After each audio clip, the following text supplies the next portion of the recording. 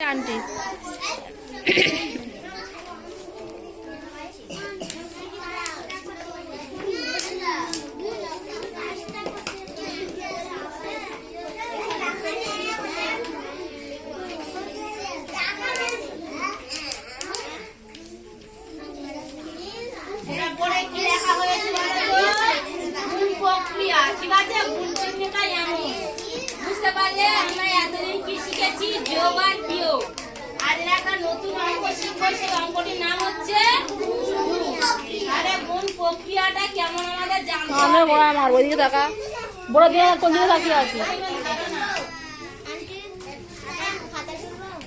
ना ওরা বোঝো রাখো তোমরা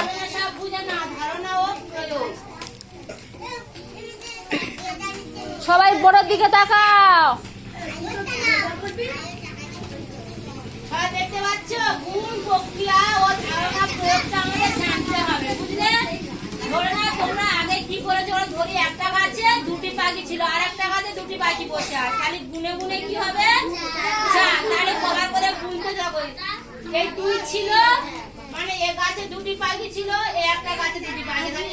এই দুই গুনলে কত হবে এই দুই খালি 1 2 3 4 তাহলে আমরা 1 2 করে গুনতে হচ্ছে এটাকে যদি আমি নামতাম প্রক্রিয়া এই গুণ প্রক্রিয়া করতে যাই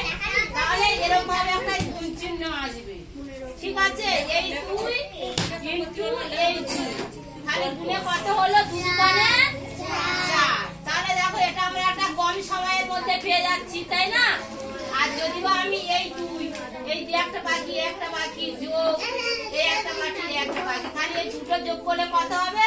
1 2 3 4 তাহলে এটাও 4 হয়েছে এটা কি করে পেয়েছি বলো তো গুণ করে পেয়েছি এটা যোগ করে পেলাম তাহলে এখানে বলা যায় যে যোগ করে যে সংখ্যাটি আমরা পাবো গুণে গুণে সেটা কম সময়ের মধ্যে সেই একই উত্তর আমরা গুণ করলে পাবো বোঝা গেছে তাহলে গুণ করতে গেলে আমাদের আগে কি জানতে হবে নামতা গুণ করতে গেলে আগে আমাদের নামতা করতে হবে বুঝতে পেরেছে তাহলে নামতা করে গুণ করতে হবে তাহলে গুণের তিনটা প্রক্রিয়া আছে বুঝেছো গুণ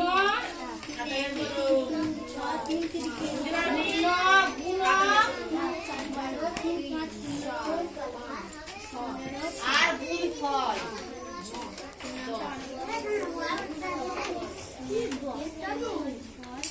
দেখো তিনটে গুণের তিনটে ভাগ আছে দেখো সবাই দেখো তিনটে ভাগ আছে প্রথমে গুণ মানে খালি বুঝে গেছি কি যে যোগ করে যে সংখ্যাটি আমরা গুণে গুণে বেশি সময় দিয়ে পাবো সেটাকে আমরা গুণ করলে খুব তাড়াতাড়ি সেই উত্তরটি পেয়ে যাব খালি যোগের সংক্ষিপ্ত প্রক্রিয়াকে আমরা গুণ বলবো তাই তো যেমন 2 দিয়ে 4 গুণলে হয় নামতা করলে 2 2 মানে 4 তাহলে সেই একই উত্তর পেয়ে গেছি তাহলে দেখো ওইভাবে আমরা করবো তো এখন গুণের প্রক্রিয়া হচ্ছে তিনটি হ্যাঁ গুণক আর গুণফল বুঝতে পারলে গুণটা কাকে বলবো যে সংখ্যাটি নিয়ে যেমন এখানে আমি এই 8 লিখেছি এই 8 লিখলাম 8 একটি সংখ্যা ঠিক আছে এই সংখ্যাকে আমি যে সংখ্যা দিয়ে গুণ করব যেমন আমি এখানে 4 দিয়ে গুণ করছি তাই তো যে সংখ্যাটি দিয়ে গুণ করছি তাকে আমরা গুণ্য বলবো আর এই যাকে বলতে এই 8 কে বলা হচ্ছে তাই তো 8টা হবে গুণক গুণ না কি বলেছি যে সংখ্যা দিয়ে আমরা গুণ করছি সেটা হবে গুণ্য আর যাকে গুণ করছি আমরা সেই সংখ্যাটিকে বলা হবে গুণক আর দুটি গুণ করে যে সংখ্যাটি গুণ্য এবং গুণক গুণ করে যে সংখ্যাটি পাবো সেটাকে বলা হয় ভাগফল তাহলে এখানে লেখা যায় দেখো আর 4 হচ্ছে গুণ্য তাই তো গুণ্য কত এখানে দিচ্ছি গুণ্য 4 গুণক হবে 8 আর গুণফল 4 আসবে এই যে নামতা করলে 4 গুণ 8 নামতা করলে কত হবে 32 তাহলে গুণফল কত হয়েছে 32 এগুলো আমরা একক অঙ্ক গুণ করেছি 4 একটি একক সংখ্যা 8 একটি একক সংখ্যা তাই তো দুটো একক সংখ্যা আমরা এই যে গুণ করে এই 32টা পেয়েছি তাই তো 32টা কি গুণ করে পেলাম তো গুণটা মানে কি নামটা করে তাহলে 4 আসছে 32 মানে এই 4 8 8 এর নামটা কবার বলতে হয়েছে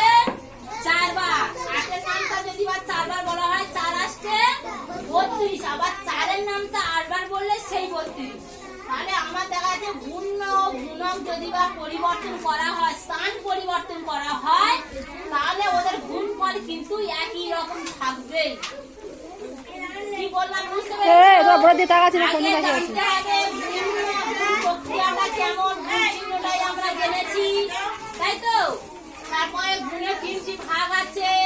গুণ্য, গুণক, গুণফল। এদিকে তাকাও, গুণ্য, গুণক, গুণফল, তাই তো? তারপরে গুণ্য কাকে বলবো জানা গেছে? গুণ্য কাকে বলেছি বুঝতে পেরেছো? যে সংখ্যা দিয়ে, যে কোন একটি সংখ্যাকে কোন একটি সংখ্যা দিয়ে যখন গুণ করব, সেই সংখ্যাটাকে গুণ্য বলবো, আর যাকে গুণ করা হচ্ছে তাকে গুণক বলবো, আর যেটা গুণ করে পেয়ে গেছি গুণফল। তাহলে আর বুঝতে পারছি, তাহলে গুণ্য এই যে যেমন 4 আর 8, এইটা হবে 4টি হচ্ছে কি গুণ্য, গুণ্য দিয়ে গুণ করা হচ্ছে, গুণ করে এটাকে যাকে গুণ করা হচ্ছে তাকে গুণক বলে, আর যেটা দিয়ে গুণ করছি সেটাকে গুণ্য বলে। বুঝতে পেরেছো? 3টে ভাগ কি কি বললাম? গুণ্য, গুণক, গুণফল। তাহলে এখানে 4 একটি সংখ্যা, 8 একটি সংখ্যা, একটি সংখ্যা দিয়ে একক সংখ্যা এগুলো, তাই তো? ওটা ধারণা প্রথমে করাই বলছি, যে গুণের ধারণাটা আগে জানতে হবে তোমার, ঠিক আছে? গুণের ধারণাটা বুঝতে হবে, যে আগে আমরা হাত গুনে যোগ করেছি, তাই না? আমরা আগে হাত গুনে ওদিকে যা, ওদিকে তাকাও। আর এবার যদি এটা গুণ করা মানে আমরা একেবারে সেই উত্তরটি পেয়ে যাব। আর একটি যেমন উদাহরণ আমি দেখাচ্ছিলাম, যে তোমরা দোকানে, তোমাদের মধ্যে কেউ দোকানে গিয়েছো, 4টি করে ডিম 5 বার ধরে কিনেছো, 4টি করে ডিম যদি 5 বার ধরে কেনা হয়, তাহলে দেখো 4 যোগ 4 যোগ 4 যোগ 4 কবার কিনেছি বললাম?